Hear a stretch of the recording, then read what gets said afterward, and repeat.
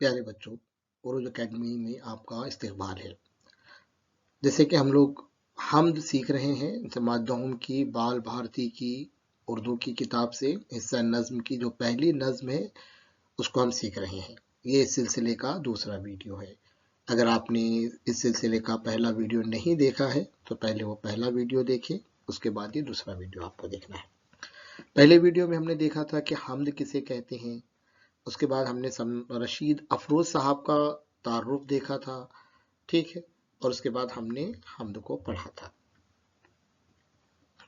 आज की इस वीडियो में हम लोग हम्द को समझने की कोशिश करने वाले हैं। तो जब भी आप ये वीडियो देख रहे हैं अपने साथ दर्सी किताब, पेन, पेंसिल आप साथ में लेकर बैठे, ठीक है। तो हम्द को समझने से पहले हम लोग अल्फाज समझते हैं कि कुछ नए अल्फाज जो हैं हम्द के अंदर आए, उन अल्फाज को समझते हैं। तो आप क्या कीजिए, दरसी किताब लेकर बैठिए, जहां जहां भी ये अल्फाज आ रहे हैं आपके अपनी दरसी किताब में उसको आपको अंडरलाइन करना है, ठीक है। तो देखिए, रह गुजर ये लफ्ज आया है आपकी किताब में, आप ढूंढिए हम्द में आपको ये लफ्ज मिलेगा कहाँ पर है। तो रह गुजर किसे कहते हैं? रह गुजर कहते हैं रास्ते को। दो अल्फाज से मिलकर बना हुआ लफ्ज है ये, रह और दूसरा गुजर। रह राह को कहते हैं, राह यानी रास्ता, तो रह गुजर यानी रास्ता।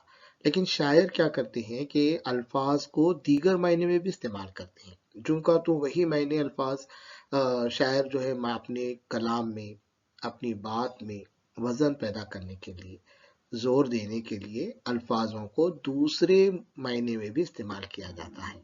तो यहाँ पर हम्द में जो रह गुजर ये लफ्ज आया है, यहाँ पर तरीक़ेकार के लिए आया है। जब हम हम्द समझेंगे मजीद उसको मिसालों से हम लोग देखेंगे। तो ये लफ्ज को याद रखिए आप, रह गुजर यानी रास्ता, और नज्म में जो हम नज्म पढ़ रहे हैं उसमें उसके मायने है तरीक़ेकार।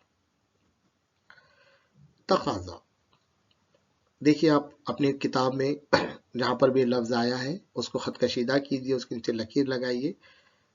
तकाजा कहते हैं किसी चीज का मुतालिबा करना, किसी चीज की मांग करना या किसी चीज की जरूरत होना।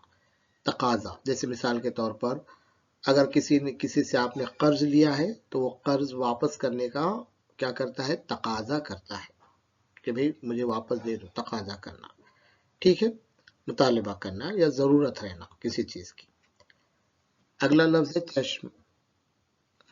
चश्म कहते हैं आंख को, है ना, ये आंख है जो हम जिसे देखते हैं उसे चश्म कहा जाता है। नज्म के अंदर दो अल्फाज एक साथ इस्तेमाल हुए हैं, चश्मे बीना कहा गया है, चश्मे बीना। बीनाई बनाए, बीनाई देखने को कहते हैं। तो चश्मे बीना यानी क्या, ऐसी आंख जिससे देखा जा सकता है। अब देखिए सवाल पैदा होता है, आंखें तो देखने के लिए ही होती हैं, इसका मतलब क्या कुछ आंखों से नजर नहीं आता, ऐसा मतलब हुआ? नहीं। चश्मे बीना देखने वाली आंख मतलब कि भाई समझ बूझ रखने वाली आंख, समझ बूझ रखने वाली यानी जो चीजें हो रही हैं उसे भी देखना, जो चीजें नजर नहीं आती उसे भी देखना। अल्लामा इकबाल ने भी अपनी शायरी के अंदर बहुत सारी जगह कहा गया है नजर पैदा कर। नजर पैदा कर मतलब जो नहीं नजर आता उससे भी देखने की कोशिश करना, वो देखने वाली आंख कहलाती है, जिसे हम चश्मे बीना कहते हैं, ठीक है। उसके बाद एक लफ्ज आया है बसीरत। देखिए हम्द में ये लफ्ज कहाँ पर है, बसीरत किसे कहते हैं, है ना। अल्लाह ताला से दुआ भी करनी चाहिए कि हमें बसीरत मिले, तो बसीरत कहते हैं समझ बूझ को या अक्ल फहम को, है ना। इंसान को समझ बूझ होनी चाहिए, समझ बूझ से फैसले करने चाहिए, दूसरों की बातों को सुनना चाहिए, वो समझ बूझ कहलाते हैं। दिले महजूं, दिले महजूं, महजूं ये हुस्न से बना हुआ है, हुस्न कहते हैं गम को, अरबी लफ्ज है हुस्न, गम। दिले महजू यानी गमजदा दिल, ऐसा दिल जो गम से पूर हो, आजुर्दा दिल जिसे भी कह सकते हैं हम, दिले महजू कहा गया है, ठीक है। शम्स व कमर, ये तो आपको मालूम ही है, शम्स व कमर चांद और शम्स यानी सूरज और कमर यानी चांद। औसाफ, औसाफ कहते हैं खूबियों को, सिफात से बना हुआ है, सिफत से बना हुआ है, किसी चीज किसी की खूबियां बयान करना, खूबियां जो होती है वो औसाफ कहलाती है ना। कि भाई आपका दोस्त है तो बोले कि भाई इनके औसाफ बयान करो, मतलब उनके अंदर जो जो भी खूबियां हैं आप क्या करेंगे उसको बयान करेंगे, वो औसाफ कहलाता, ठीक है। नज्म में एक लफ्ज आया है, देखिए परतू, बोलो परतू। परतू कहते हैं किसी चीज की झलक को, है ना। अभी कैसा है कि भाई آپ 10ویں جماعت کا نصاب آپ کا شروع ہو گیا، آج آپ پہلی نظم پڑھ رہے ہیں، آپ کو نظم سمجھ میں آئی، جب بھی آپ اس نظم پہ سوال آتا ہے آپ اچھے سے لکھ رہے ہیں تو آپ کے والدین، آپ کے استاد خوش ہو گئے، تو آپ کہہ سکتے ہیں بھائی یہ تو صرف پرتو ہے، یہ تو صرف ایک جھلک ہے، آگے آگے دیکھو اردو کتنی اچھی میں سیکھوں گا، ہے نا؟ تو یہ پرتو پرتو یعنی کسی چیز کی جھلک دکھلا جانا، یہاں پر سایہ کے معنی میں آئے ہیں، پرتو کسی چیز کا سایہ ہونا، ٹھیک ہے؟ اس کے بعد ایک لفظ اور آپ ڈھونڈیے اپنی نظم میں، کہاں پر آیا دیکھیے، سراپا۔ سراپا یعنی کوئی چیز مکمل ہونا، مکمل رہنا، پوری کی پوری رہنا، اسے سراپا کہتے ہیں۔ جیسے سراپا نور ہی نور ہے، مطلب کیا ہے؟ مکمل نور ہی نور، مکمل روشنی ہی روشنی ہے نا؟ سراپا، آج کل کے جو بچے ہیں سراپا مشین ہی مشین ہے، مطلب کیا ہے؟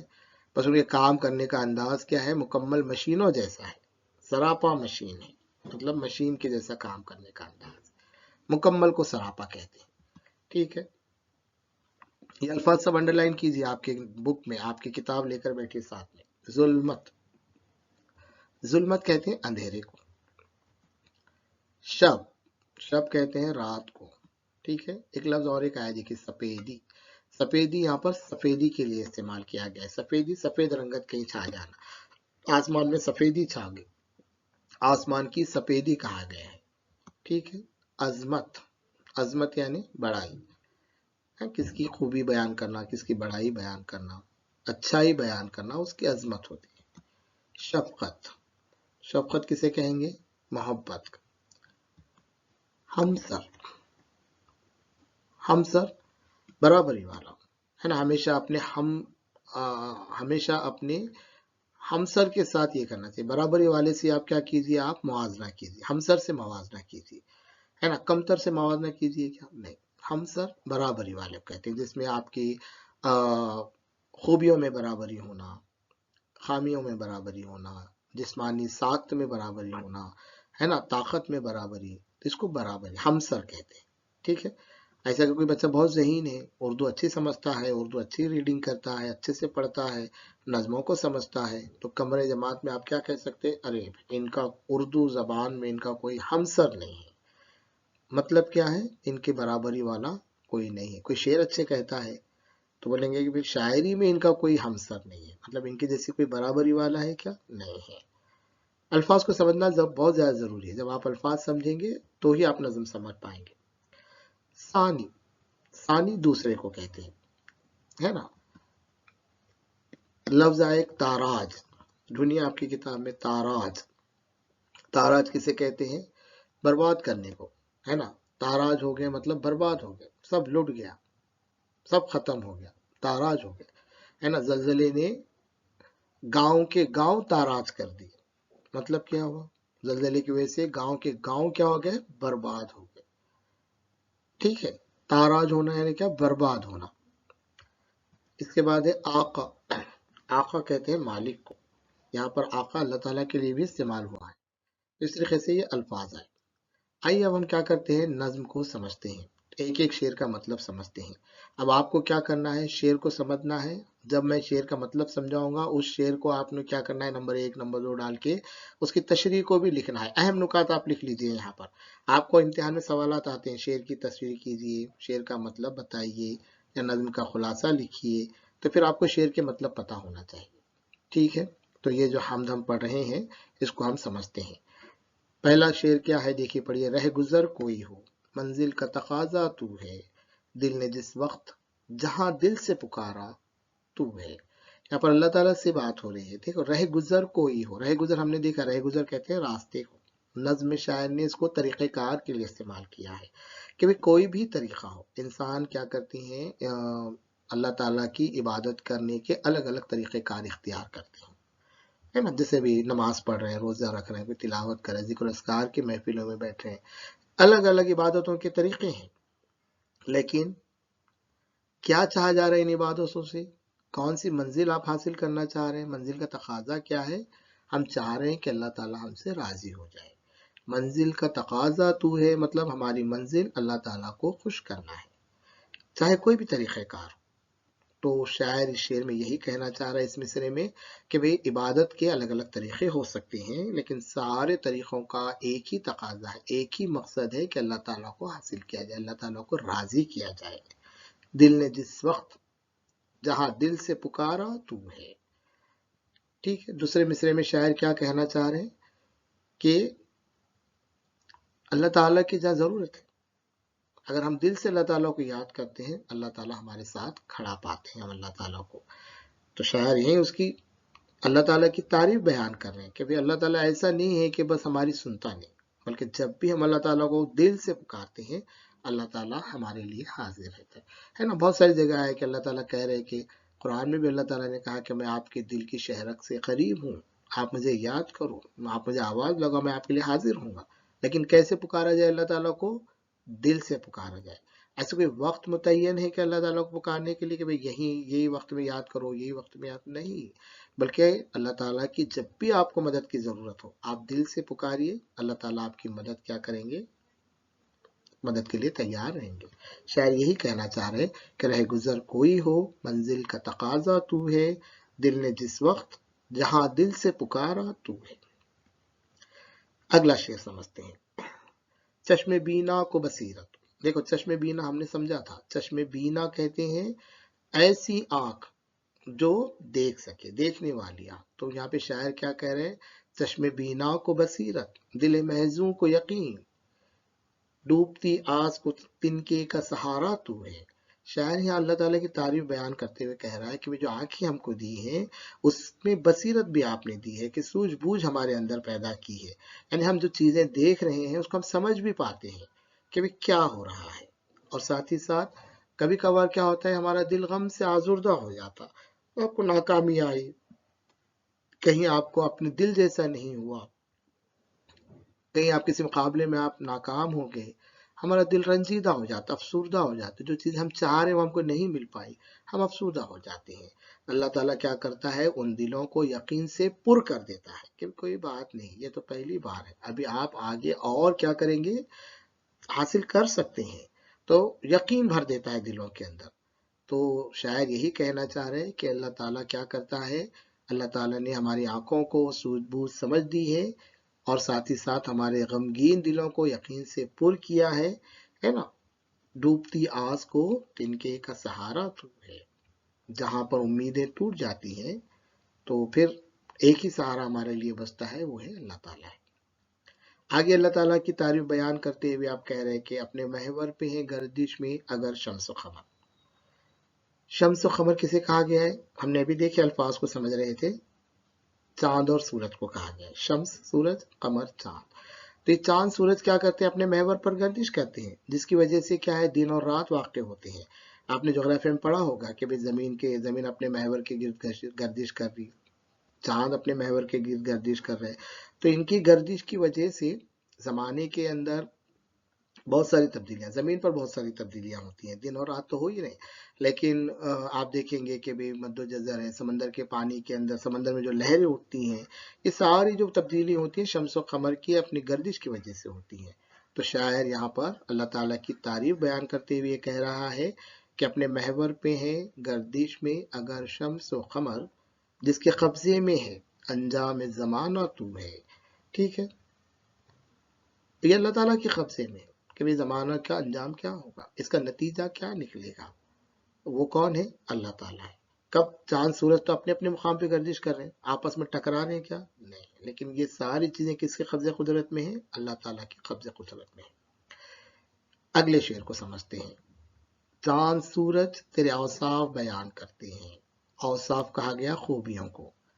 اب دیکھیں چاند اور سورج کو جب ہم دیکھتے ہیں تو یہ اللہ تعالیٰ کی خوبیوں کو بیان کرتے ہیں۔ مطلب کیا ہے کہ سورج دیکھیے، آپ دیکھتے ہیں دن میں روشن ہوتا ہے، گرم ہوتا ہے، سورج کی وجہ سے زمین پر بہت ساری تبدیلیاں ہو رہی ہیں۔ جانداروں کے لیے سورج جو ہے نہایت اہم ہے، ویسے چاند بھی دیکھیں کہ میں نے کہا سمندر کی لہریں ہیں، چاند کی روشنی ہے، آسمان کی خوبصورتی ہے، یہ سب دیکھ کر کیا ہوتا ہے؟ ہمارے منہ سے بے ساختہ نکل جاتے کہ واہ، کیا اللہ تعالیٰ نے کیا قدرت بنائی ہے، ٹھیک ہے۔ تو یہ خوبیاں نظر آتی ہیں ہم کو۔ ہم فقط نور کا پرتو ہیں، سراپا تو ہے۔ پھر ہم اپنے اوپر بھی اگر ہم غور کرتے ہیں تو اللہ تعالیٰ نے انسانی جسم کو بہت پیچیدہ بنایا ہے نا. جب ہم دیکھتے ہیں کہ ایک ایک چیز کو کام کرنے کی صلاحیت، ہر عضو کے کام کرنے کی صلاحیت، کیسا ہوتا ہوگا یہ سب؟ تو اللہ تعالیٰ نے جسم کو پیچیدہ بنایا ہے. تو ہم کو کیا ہے، صرف یہ ساری چیزیں تو بس ایک پرتو ہیں. پرتو ہے مطلب ایک جھلک ہے، لیکن وہ مکمل کون ہے؟ اللہ تعالیٰ ہے. کہا گیا کہ سراپا تو ہے. ہم فقط نور کا پرتو ہیں، سراپا تو ہے. رات اور دن ہیں پروئے ہوئے موتی کی طرح. پروئے ہوئے موتی یعنی کس کو کہیں گے؟ موتیاں پروتی ہیں، ایک کے بعد ایک کے بعد ایک کے بعد ایک کے بعد آتے رہتے ہیں موتی. تو رات اور دن ایسے ہو رہے نا، صبح ہو رہی شام ہو رہی، صبح ہو رہی شام ہو رہی. تو شاعر وہی کہہ رہا ہے کہ رات اور دن کا سلسلہ ہے، ایک کے بعد آج دیکھو ابھی دن ہے، رات ہوں گی پھر دن ہوں گی.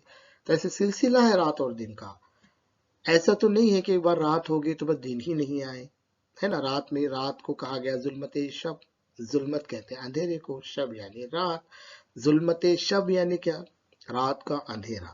جب رات کا اندھیرا ہوتا ہے تو اندھیرا یہاں پر غم کی، گھبراہٹ کی ایک نشانی کے طور پر بیان کیا گیا ہے.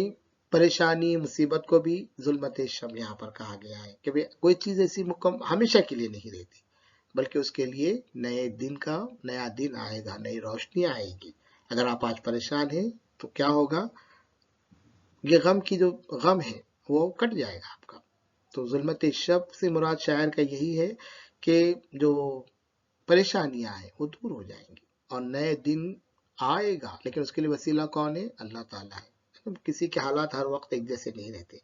کچھ جو لوگ پریشان حال ہیں صبر کریں گے، اللہ شکر کریں گے، اللہ تعالیٰ کیا کرے گا؟ ظلمت شب سے نئے دنوں کے وسیلے بھی پیدا کرے گا. اچھے دن بھی آپ کے لیے آئیں گے. اللہ تعالیٰ سے جڑے رہیے، اللہ تعالیٰ اس کا وسیلہ بنے گا. ٹھیک ہے، سمجھ رہے ہیں آپ لوگ؟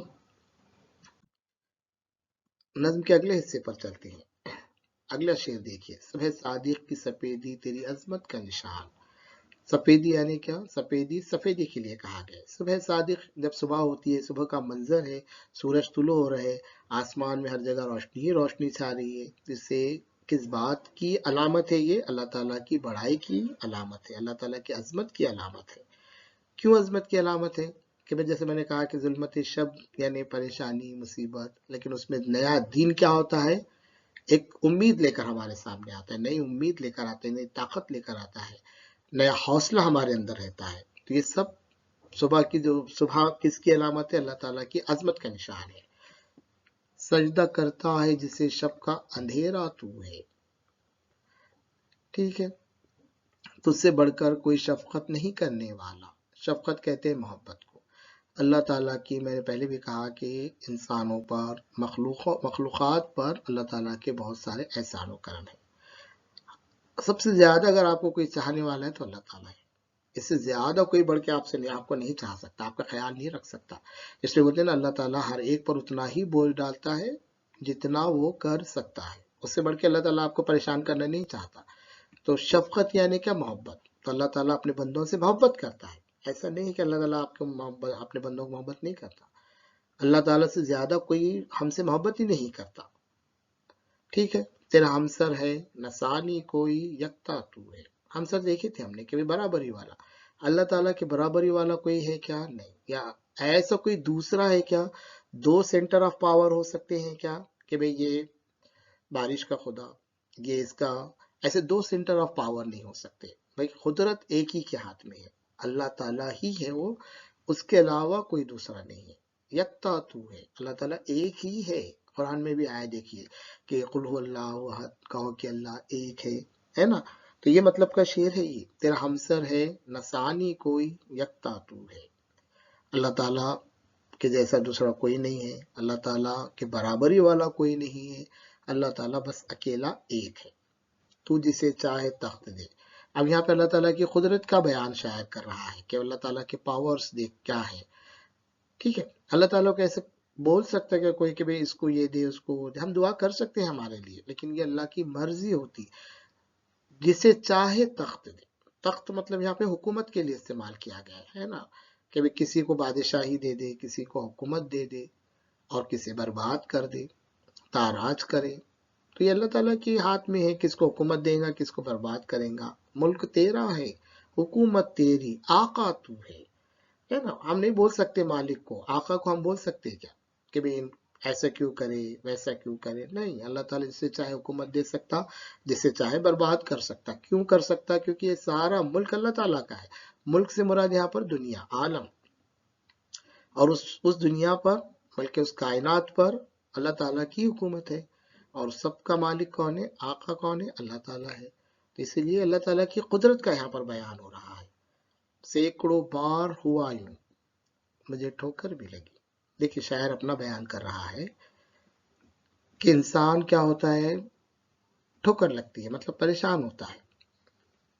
ٹھوکر لگنا یہاں پر پریشان ہونے کے ضمن میں استعمال ہو، یا پھر کوئی حادثہ ہونا، کوئی چیز مطلب جو معمول سے ہٹ کر کوئی چیز ہونا. تو ایسا کئی بار شاعر بول رہے کہ بھئی ہوا میرے ساتھ، مجھے ٹھوکر بھی لگی، لیکن میں برباد ہوا. گر گیا کیا؟ نہیں، میں سنبھل گیا. کیوں سنبھلا؟ محفوظ رہ گیا. کیوں محفوظ رہ گیا؟ کیونکہ سہارا کس کا لیا گیا؟ اللہ تعالیٰ کا لیا گیا. اللہ تعالیٰ اپنے بندوں کا سہارا بنتا ہے. تو سینکڑوں بار ہوا یوں، مجھے ٹھوکر بھی لگی، میں جو گرنے سے ہوں محفوظ، سہارا تو ہے. اللہ تعالیٰ اپنے بندوں کو پریشان ہونے سے محفوظ رکھتا ہے نا. ہم اس لیے بولتے ہیں نا اللہ تعالیٰ کا ہی سہارا لینا چاہیے. مدد کے لیے موجود کہیں کوئی نہ تھا، دل نے امید جگائی میرے مولا تو ہے. خاص بات یہ ہے، اس لیے اللہ تعالیٰ بھی کہہ رہے کہ مانگو مجھ سے، دعائیں کرو مجھ سے. بندوں سے مانگو کیا نہیں، بلکہ کس سے مانگو؟ اللہ تعالیٰ سے مانگو. مدد میرے سے، مجھ سے حاصل کرو. اللہ تعالیٰ نے قرآن میں کہا چھوٹی چھوٹی چیزیں ہیں کہ اگر آپ کے جوتے کا تسمہ یعنی ڈور بھی اگر ٹوٹ جاتی ہے تو آپ مجھ سے مانگو. تو شاعر وہی کہہ رہا کہ میرے آس پاس جب مدد کے لیے کوئی نہیں تھا، جب میں مصیبت پریشانی میں ہوتا ہوں، میری مدد کے لیے کوئی نہیں تھا، تو دل کیا ہوتا ہے؟ افسردہ ہوتا ہے کیا؟ نہیں، دل ایک امید جگاتا ہے کہ نہیں میرے ساتھ اللہ ہے، کوئی بات نہیں، ہمارے ساتھ میرا موجود ہے، اللہ تعالیٰ آپ کے ساتھ ہے. تو یہ جب دل میں امید جاگ جاتی ہے تو انسان پرعزم ہو جاتا ہے. خود کو دیکھوں تو دکھائی نہیں دیتا کچھ بھی. دیکھو شاعر یہاں پہ اپنی کمزوری بیان کر رہا ہے، انسانوں کی کمزوری بیان کر رہا ہے شاعر کہ انسان کیسے ہے، کمزور ہے. جیسے کہا نا یہ تو ایک پرتو ہے، انسان کچھ بھی نہیں اللہ تعالیٰ کے سامنے. تو خود کو دیکھوں تو دکھائی نہیں دیتا کچھ بھی. اپنی کمزوری کو شاعر یہاں بیان کر رہا ہے کہ میں جب اپنے آس پاس دیکھتا ہوں، میں اپنی صلاحیتوں کو دیکھتا ہوں، میں اپنے آپ کو ٹٹولتا ہوں تو کچھ بھی دکھائی نہیں دیتا، کچھ سمجھ میں نہیں آتا. لیکن جب میں اللہ کے بارے میں سوچتا ہوں، تجھ کو سوچوں تو ہر ایک شے میں سمایا تو ہے. جب میں اللہ تعالیٰ کے بارے میں دیکھتے، جب ہم قدرت کا مشاہدہ کرتے کہ آسمان اتنا بڑا بنا ہے، کیسے بنا ہے، تو اس بغیر سہارے کے یہ کھڑا ہوا ہے، کیسے کھڑا ہوا ہے، تو پھر اللہ کی بڑائی ہمارے اندر آتی ہے نا. بیج تو ہم ڈالتے ہیں زمین کے اندر، ہر بیج سے تو پودا نہیں نکلتا.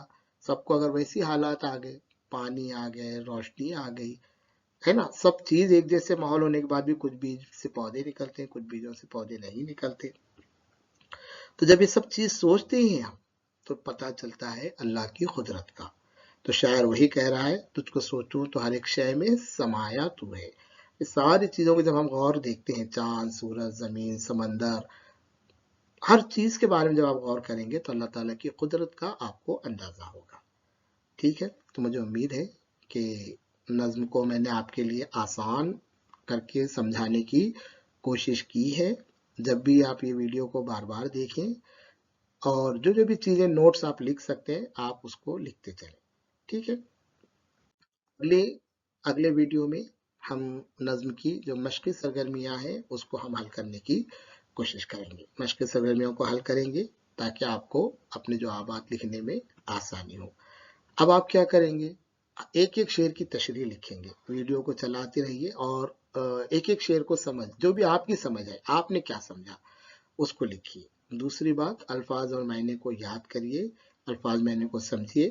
جب آپ شعر کی تشریح لکھیں گے تو اس شعر کی تشریح لکھنا مطلب کیا کرنا ہے، انہی الفاظ کو مثالوں کے ذریعے بیان کرنا، انہی الفاظ کو بیان کرنا ہے، نظم کے ضمن میں آپ کو بیان کرنا ہے. ٹھیک ہے، تو امید کرتے ہیں کہ آپ کو نظم سمجھ میں آئی ہوگی.